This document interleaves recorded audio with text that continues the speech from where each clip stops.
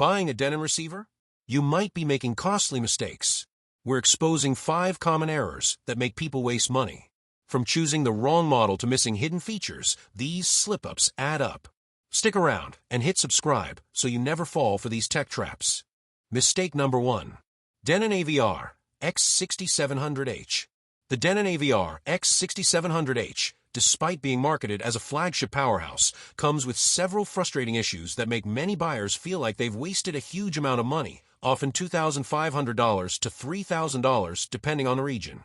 First, the unit runs extremely hot, even at moderate volumes, which not only affects performance, but also raises long-term reliability concerns. Many users end up buying cooling solutions just to keep it stable. Its HDMI 2.1 implementation was notoriously flawed at launch, requiring external adapters for full compatibility with PS5 and Xbox Series X, something you absolutely don't expect at this price point.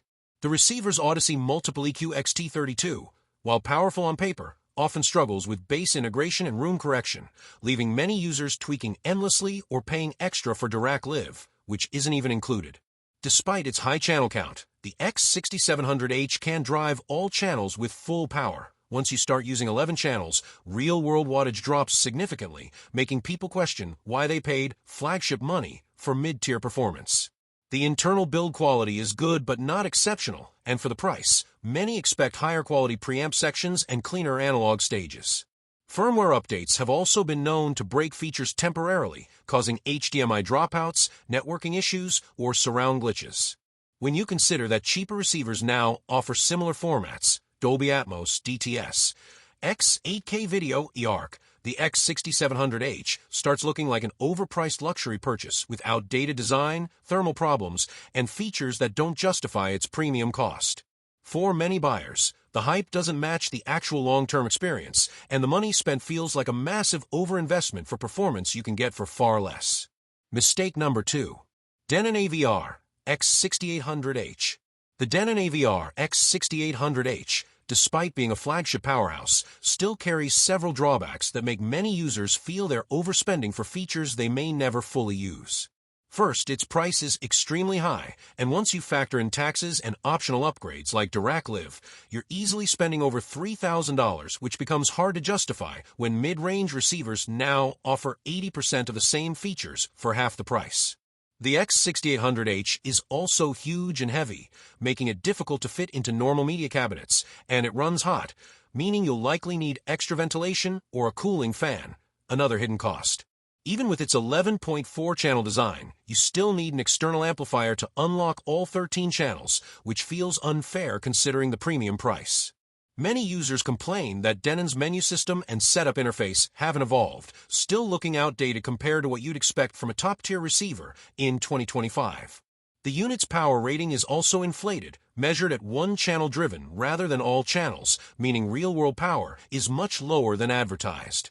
HDMI performance is excellent, but the full 8K/4K 120 support still depends on compatible cables and displays, so not everyone will benefit.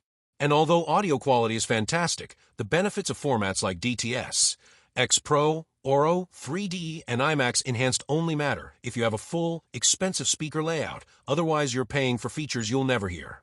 In the end, the X6800H is a beast, but for most people, it becomes a paying for prestige product where a massive portion of your money goes into features, channels, and processing power that you simply won't use in a normal living room setup. Mistake number 3. Denon AVR X8500H.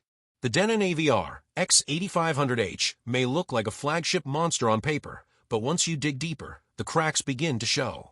Its massive and extremely heavy chassis makes placement difficult and demands a well-ventilated open rack. Otherwise, it tends to run hot, and some users even report unexpected shutdowns during long movie sessions.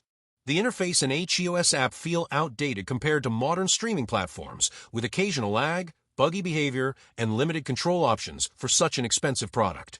For a receiver in this price range, the absence of native room support is disappointing, and its networking features don't match the expectations of serious audiophile streamers. Even the HDMI board, although loaded with ports, doesn't deliver the smoothest switching performance, and early units had known handshake issues. On top of that, paying such a huge premium only makes sense if you're actually running a full 13-channel Atmos setup. Otherwise, most of the power, features, and amplification go to waste. Its power consumption is also very high, and the unit tends to get noticeably warm even at idle, adding to long-term wear concerns. And while its sound is powerful and clean, the tuning leans slightly bright, which can become fatiguing with certain speakers. Ultimately, the X8500H feels like a device that gives you brute strength, but not the modern refinement, efficiency, or streaming polish that today's ultra-premium buyers expect. For the price you pay, too many small compromises stack up, making it feel like a heavy, overbuilt machine trapped between old-school design and new-age expectations. Mistake number 4. Denon AVC X8500H. The Denon AVC X8500H may look like a flagship beast on paper, but when you break it down, it has several flaws that make many people question whether it's worth the massive price tag.